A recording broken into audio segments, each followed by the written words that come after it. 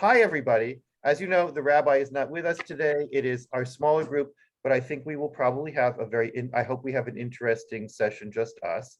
The rabbi suggested as a play-in, let's see what she said. The rabbi says, can you play this tomorrow? We will be using this during the service for Yom Kippur, and it's a beautiful personal version of a psalm by James Baldwin, sung by Sally Wilford at our concert in June 2001 something. Can you offer the words? The poem is a gorgeous personal psalm. Well, I don't have the word.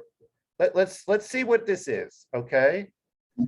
I bet that if Sally Wilford is, I need screen share, Tasha, or whoever is behind the, okay, all right. Let's see what Sally Wilford has for us.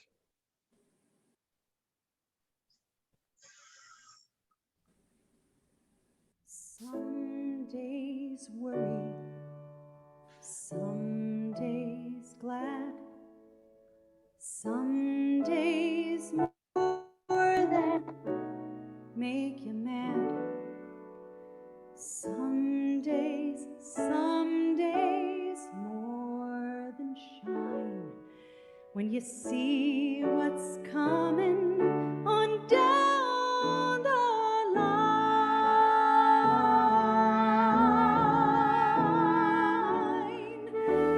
Some days you say, oh, not me, never. Some days you say, bless God forever.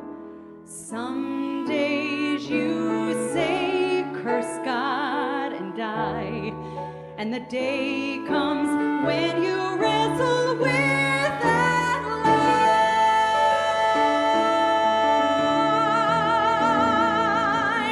Some days tussle, then some days groan, and some days don't even leave a bone.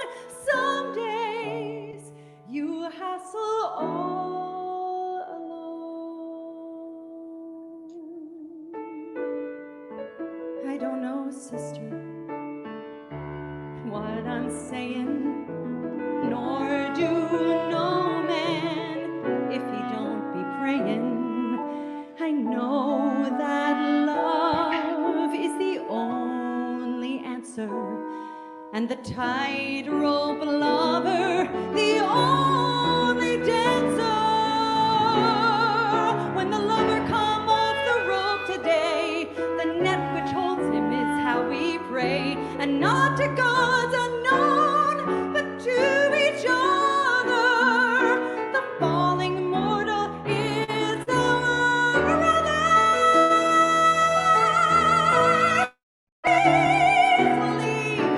Some days grieve, some days you almost don't believe.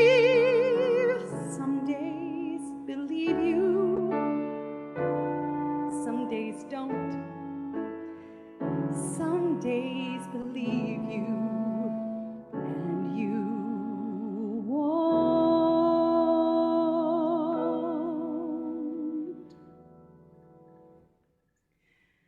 Some days worry, some days mad, some days more than make you glad.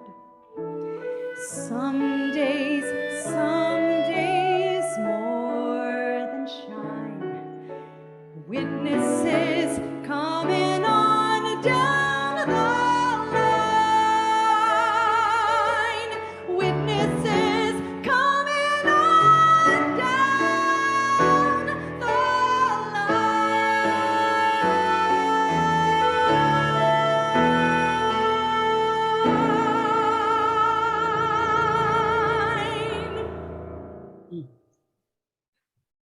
All right, sorry if that got squid. That was our beloved Sally Wilford singing a song based on, it's called a poem by James Baldwin, but it actually seems to have been a letter written from him to an African-American woman.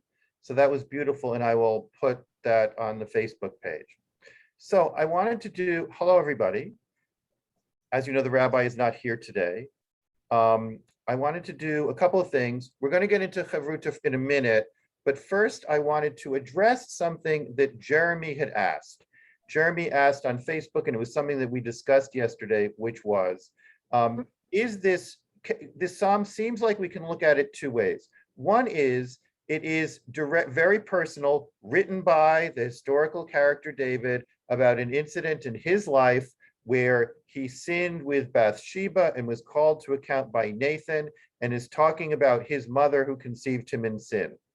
The other way of looking at it is to say, no, the psalm was probably written by an anonymous author or authors, not a historical David, and has the words that it has. And someone went back and said, oh, looking at this psalm, thinking that David wrote it, this is the incident in David's life that he must have been responding to. And how does that affect our view of the psalm or our use of the psalm in our own worship and thought? Jeremy, I hope I got that right. So in the 15 minutes before class, I gave some people some assignments. And number one was for Jeremy to tell us briefly what exactly was the historical, if this was referring to a particular historical event. Jeremy, tell us briefly what that historical event was. Well, I just wanted to refine what you just said, because one of the things is obviously maybe David wrote it, but I don't think so. The second thing is that someone else wrote it, but about David, not someone wrote it and then someone assumed. But at any rate, we're talking about, it's the story starts Samuel 2, chapter 10, or verse 2. Late one afternoon, David rose from his couch and strolled on the roof of the royal palace, and from the roof he saw a woman bathing. The woman was very beautiful, and the king sent someone to make inquiries about the woman. She is Bathsheba, daughter of Eliam and wife of Uriah the Hittite. Okay, I'm not supposed to read this whole thing, but at any rate, you can look it up. David sends messenger to fetch her. She comes to him. They have sex, and then she goes home. She conceives. She tells David, "I'm pregnant," and David asks Uriah to come to him. It's a little complicated in reading it in Tanakh, but essentially the story is that David tried to get Uriah to go sleep with his wife, but Uriah wanted to guard the temple. David wanted Uriah to sleep with his wife so that the child could be said to be Uriah's. Talmud says that Uriah had already divorced Bathsheba when he went to war, so that David did not commit adultery with her. And then David puts Uriah in the front line, and where Uriah will be killed. And then when the news comes back that Uriah is killed, Bathsheba laments after her husband. And then David, after the period of mourning, David sends her and has her brought into the palace. She became his wife, and she bore him a son, whom we know God then, when Nathan goes to David and chastises him, Nathan says, you will suffer the consequences and your child will die. And David tries to prevent that from happening, but the child does die. But the second child turns into Solomon. And just very quickly, it's also said that David was a prophet, and that David knew that David and Bathsheba were to bear Solomon, and that was in the cards from the creation, that David and Bathsheba were a kind of Adam and Eve. This is all in Talmud. And that there is therefore a little bit of redemption. Okay, so Jeremy, thank you. Obviously, all of these stories have many long threads, but basically David did not act well, did not act above board when it came for Bathsheba. So that is why Nathan calls him on the carpet, right, Jeremy? Yes. Okay. In the same passage, which we can look at. Nathan calls him on the carpet. Uh, the Lord sent Nathan, Samuel 11, 23, no, 11, where is it? I don't know how to read these things. Second Okay. Samuel chapter 12 is the Lord was displeased with what David had done, and the Lord sent Nathan to David. Okay, so we'll leave it at that, and if you can put those references in chat for anybody who wants to look it up on their own afterwards. So that's the superscription, what was happening with David, Bathsheba, and Nathan. Now, who had looked into David's mother as to why he spoke about his mother conceiving him in sin and lust? Okay. Lori Croatman had that homework. Okay, so just very briefly, because I just got this assignment 5 minutes ago. And I'm usually a good researcher, but so according to 3 places, it says the Bible does not mention King David's mother by name. A Jewish legend, whatever that means, has named her Nitzevet, but there is no biblical confirmation. And then I looked up on Chabad, that veritable source of truth, and their legend says, goes like father, like son, goes back, starts with Boaz. We know Boaz had Oved. Oved had Yishai, and Yishai was David's father. But Yishai felt that he's married to an Israelite woman, but he wasn't a true Israelite because he came from Moabite background. So he stopped having children, and then he wanted more children.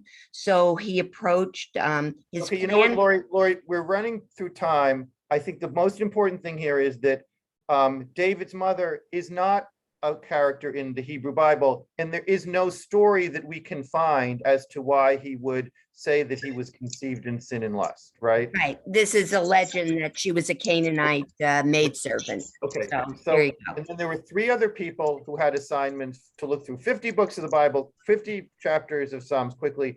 Is there any other time when, I see your hand, Randy, when someone, when there's a superscription like this that refers to a real historical event? Randy, did you do, which books did you look through? I went 1 to 50. Did you find anything else like this? Yes. So I think Psalm 3 talks about when David fled from his son Absalom. Okay, Psalm 7. See, I'm not sure about this. It says it's concerning Cush, a Benjaminite. I don't know if that's okay, historical. great. What else? Psalm 30, that we just did a song for the dedication of the house. Was that a specific? Okay, keep going.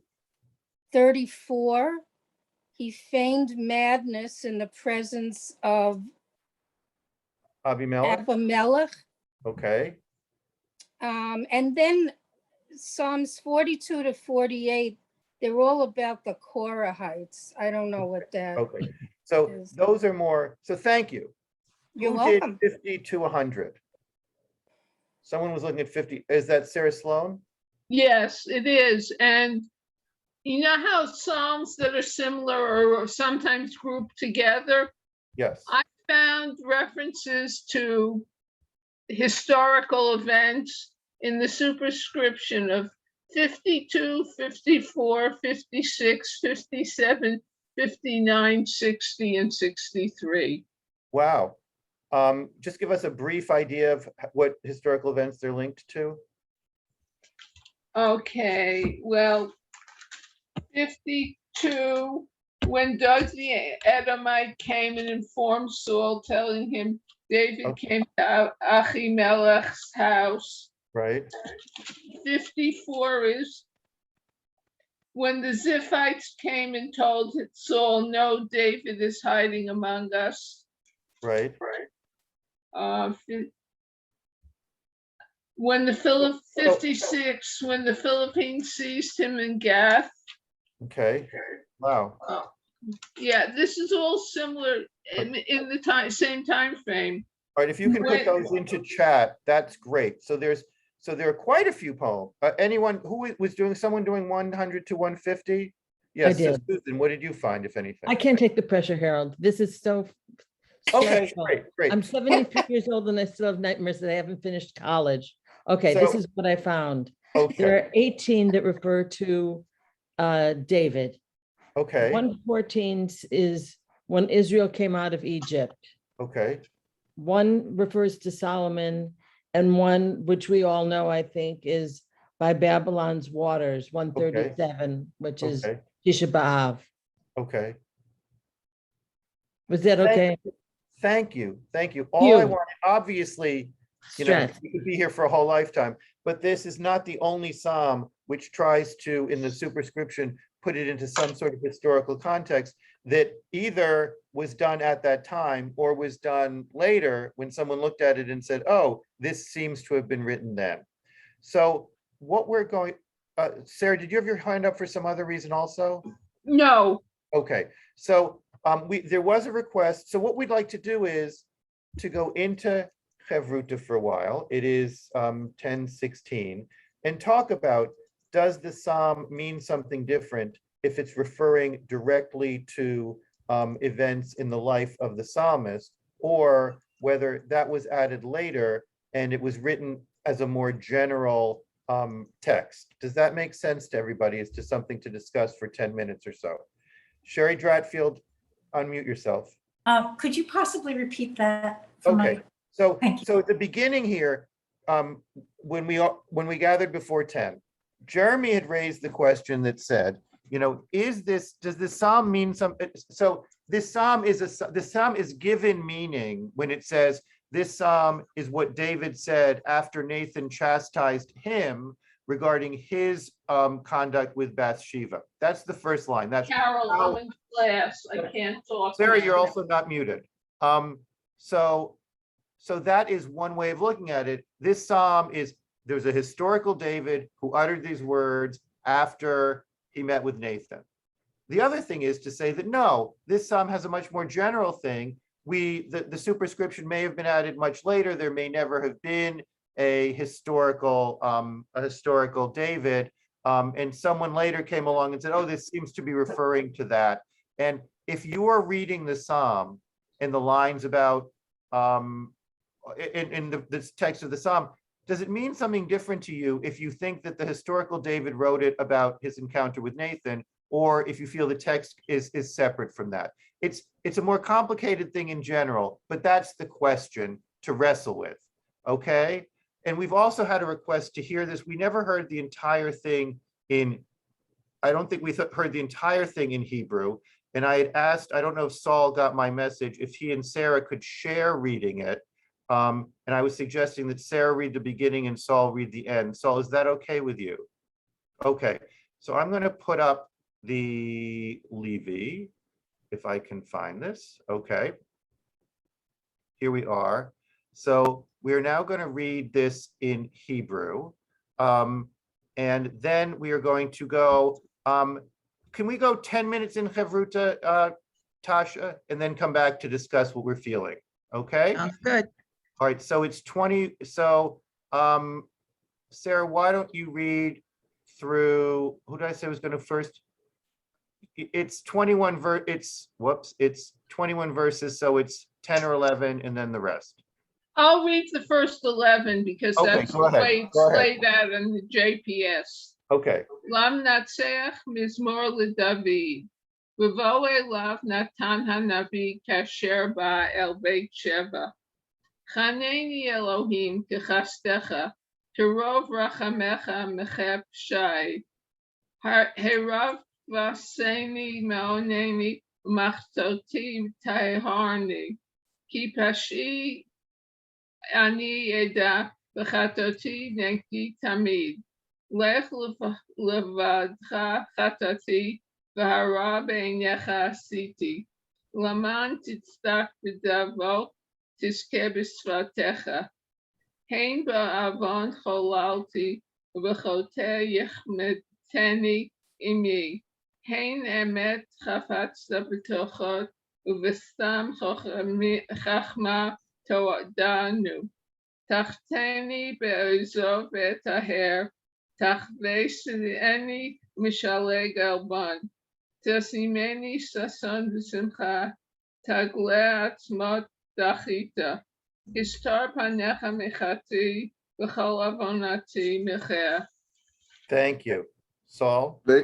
Lev tahor barali Elohim, Baruch nachon chadesh b'kirbi, al tashlicheni milfanecha, Baruch kadshecha al tikach mimeni, Hashiv ali sison yish echa, Baruch nidiyat tismecheni, Alamta posheim derachecha, B'chataim elecha yashuvu, Hatzileni midamim Elohim Elohei Tishuati, Tiranein Lishoni Sidkatecha, Adonai Tzvatai Tiftach, Ufi Yagid Hilatecha, Ki lo tachpot zebach ve'etena, Ola lo tirtze, Zivchei Elohim Ruach Nishbara, Leib Nishbar Benidke, Elohim lo tibze, Heitiva b'yitzoncha et Zion, tibnei chomot Yerushalayim. Az tachpot zibchei tzedek, ola b'chalil, az ya'alu al mizbachacha parim. Thank you both for that beautiful, beautiful reading. Now, if we could go for 10 minutes of Chavruta to discuss that issue of do we read it differently if we think David wrote it about a particular instance or it's more general, and then we will come back and report out. How does that sound, Tasha? Great, I'm opening now.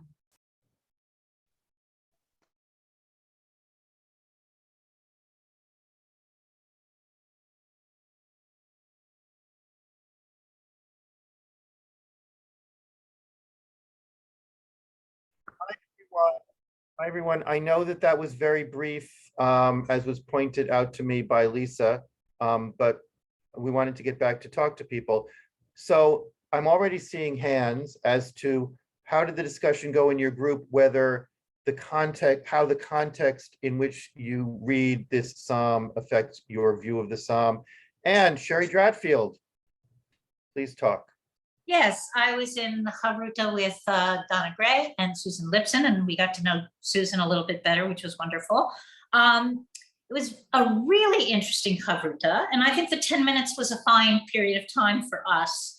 We started talking, I think Donna talked about how this, Bathsheba was viewed as that the psalmist was viewing women as chattel or property, and the lust, the sin, the mother being sinful. So we started with that. But we also, I actually mentioned we're going to have this class in Shakespeare. And when we have the class in Shakespeare, I've acted in many Shakespearean plays. And even though it's very specific, even the history, especially the history plays, once you take the words out of the context, which is what we have here, you have your own meaning.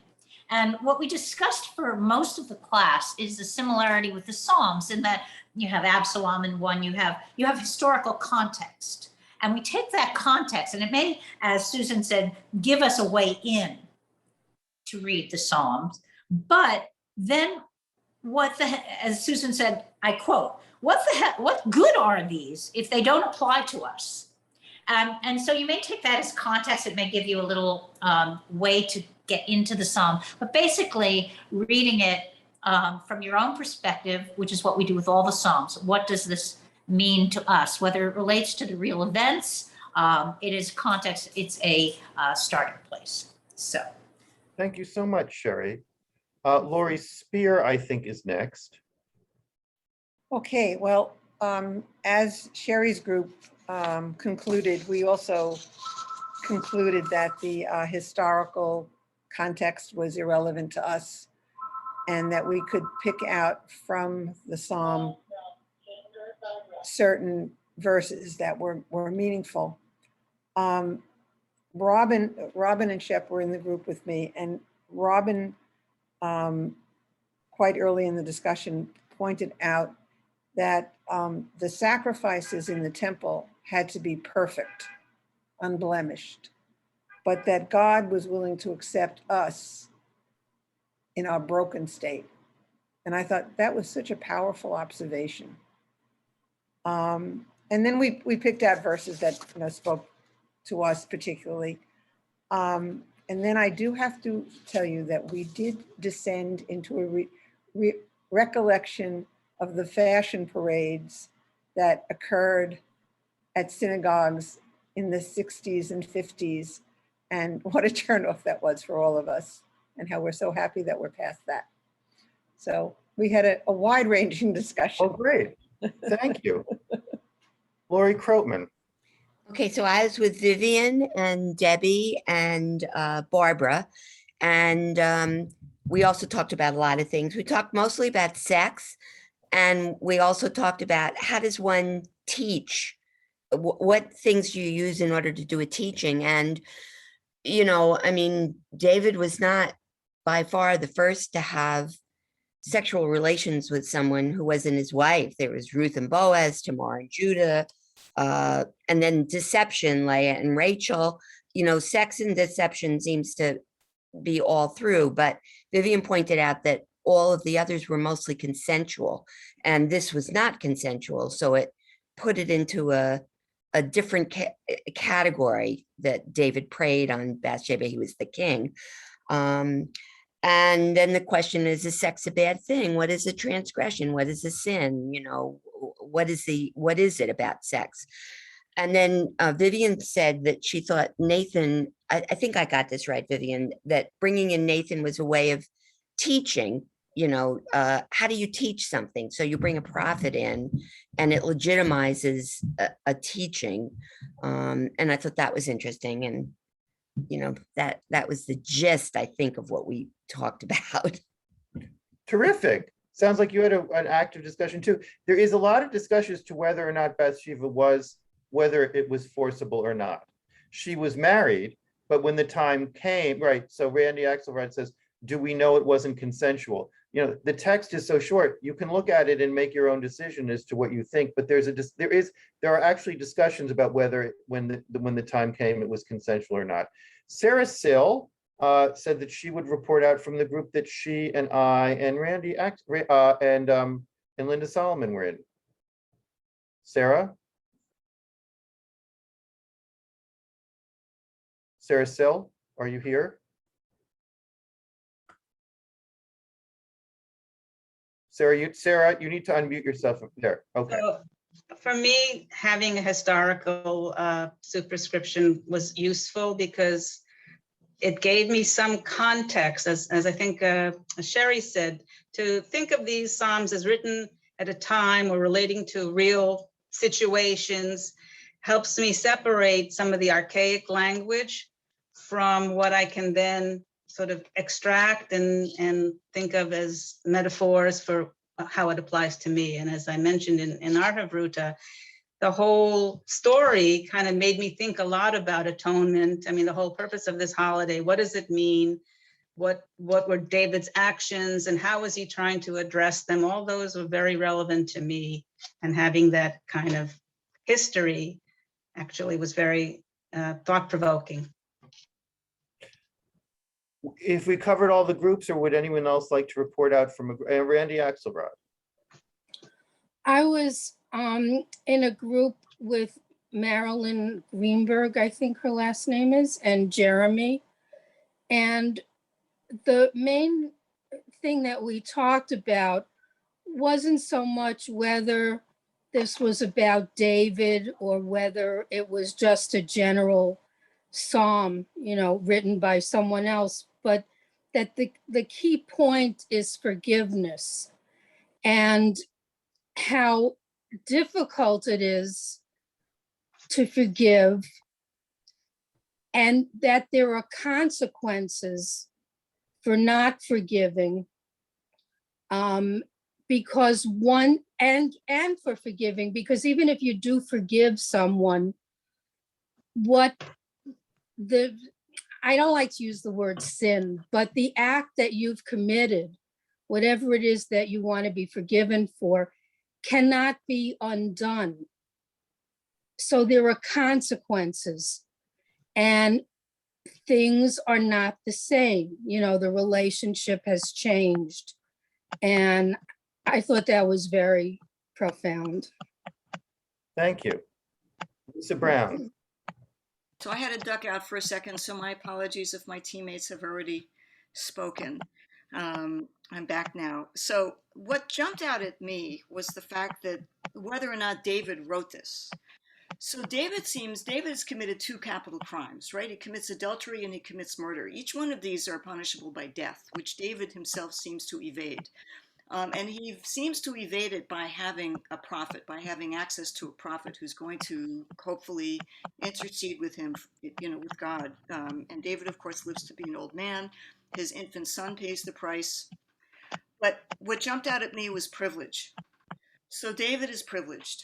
And whether or not this psalm is written to all of us in terms of our sin, in terms of our expelling our sin, whether David wrote this psalm as a privileged person. The rest of us are not privileged people in that way, although there is privilege. But that's what jumped out at me. It's like, where does privilege live in our world, in our lives, in terms of being able to commit various crimes against ourselves, against our neighbors, and against the world? What do we actually get forgiven for? Who are we?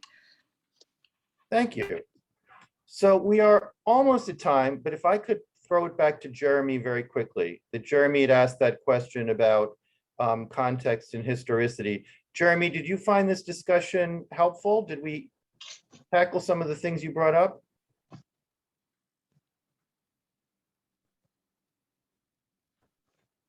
Jeremy? Yes. Yes. And what I will simply say is that it got expanded upon in the best possible way. Someday I would like to talk about the whole notion of authorship, but that's a whole nother question. I felt that the range of approaches to the question were fabulous. And I thank you all for taking my whatever needle in a haystack and making it more relevant. And I want to say thank you. I want to say thank you for that discussion prompt. I would like to say thank you to our researchers who just jumped in and looked through 150 Psalms and the history of David and Bathsheba and Nathan and David's mother to do that research. If the rabbi and I want to leave one thing with everybody, it's the tools to do this on your own, because we will not be here 4 days a week together, but Psalms will still exist, as will our study of Psalms. So we are tonight's obviously Kol Nidre. Tomorrow is Yom Kippur. Everyone who's registered should have gotten a link. Gemar Chatima Tova, and I hope you all have a meaningful observance of Yom Kippur. Does anyone have any questions? Just any quick questions about watching the services, about the CBST services and what you're supposed to do? Okay, we're cool there.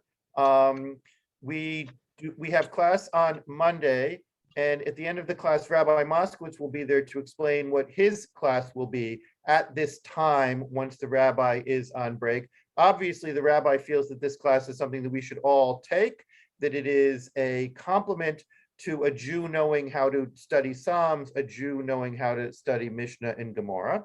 And we can ask Rabbi Moskowitz those questions.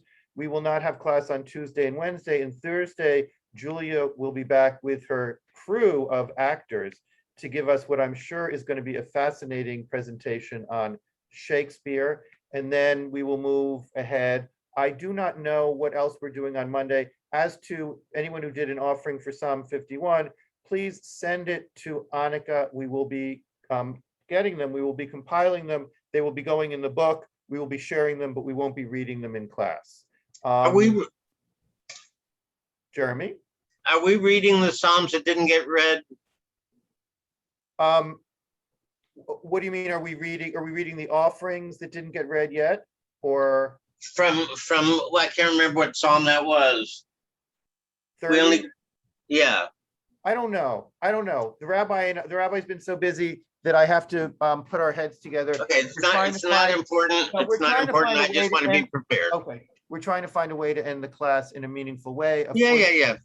We have everything that people have sent in. So I will end by saying that I would like to ask forgiveness for anything that I might have done during this class to cut people off, to talk over people, to disrespect people, to lose an offering, to edit an offering incorrect or present or format an offering incorrectly, to have not recognized people who had their hand up, to have asked people to speak who felt uncomfortable. I hope that you can forgive me for any errors that I committed during this class. And if there's anything that any of you feel you need to discuss with me one-on-one, I believe you know how to find me. And with that, I will play us out with that beautiful Sally Wilford song. And I will see you all on the other side of Yom Kippur. Gemar Chatima Tova. Harold, you've been impeccable. You've been wonderful. Oh, I know in my own soul that there are blots. But thank you. I think you've saved all our lives this year, Harold. Oh, And the rabbi, you and the rabbi, everybody put this together. Thank you so thank you. much. Thank you. Great. You were great. All right, Harold. let's listen to some music.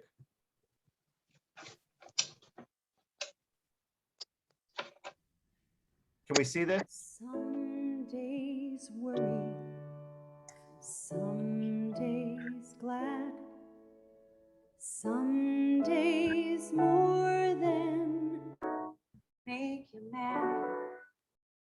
Some days more than shine. When you see what's coming on down the line.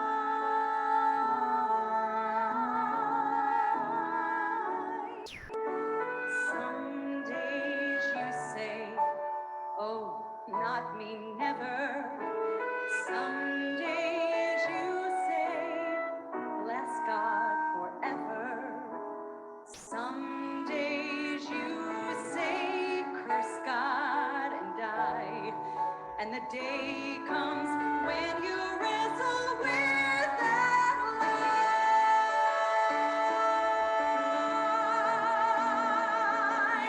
Some days tussle, then some days groan.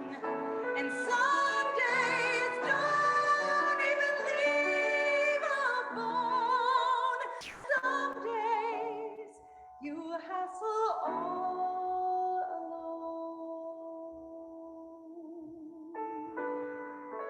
I don't know, sister, what I'm saying, nor do no man if he don't be praying. I know that love is the only answer, and the tightrope lover, the only dancer. When the lover come off the rope today, the net which holds him is how we pray, and not to gods unknown, but to each other. The falling mortal is our brother. Some days believe, some days grieve, some days you almost don't believe. Some days believe you, some days don't. Some days believe you, and you won't.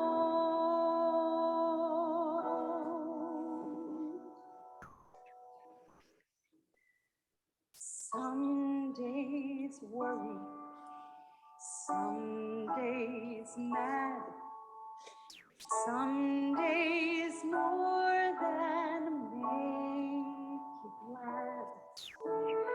Some days more than shine. Witnesses coming on down the line. Witnesses coming on down the line.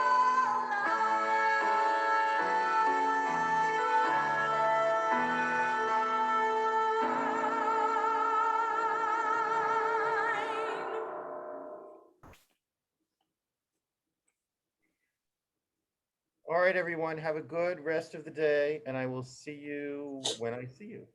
Bye.